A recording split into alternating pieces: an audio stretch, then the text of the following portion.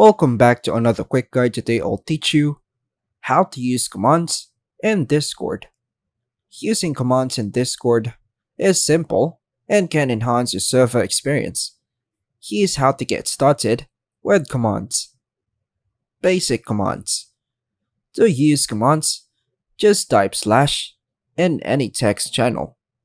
This will bring up a list of available commands from Discord and any bots you have installed. Common Discord commands include slash GIF name. Search for a GIF on Giphy. Slash nickname. Change your nickname on the server. Slash me message. Sends a message in italicized text as if it's an action. Slash shrug. As the shrug text to your message. Using bot commands. Add bots to your server. First, make sure a bot has been added to the server. You'll need to be an admin or have permissions to add bots. For example, if you have MAE6 bot, type the bot's prefix followed, for example, exclamation help to get a list of available commands.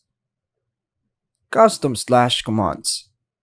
Many bots now use slash commands, making them accessible by tapping slash and selecting from the list. For example, you might type slash poll to create a poll if you have a bot that offers that feature. Moderator commands, if you have permissions. Some commands are reserved for moderators or admins. These may include slash kick username. Kicks a user from the server. Slash ban username. Bans a user from the server. Slash mute username. Mutes a user in the server if you have a bot that supports muting.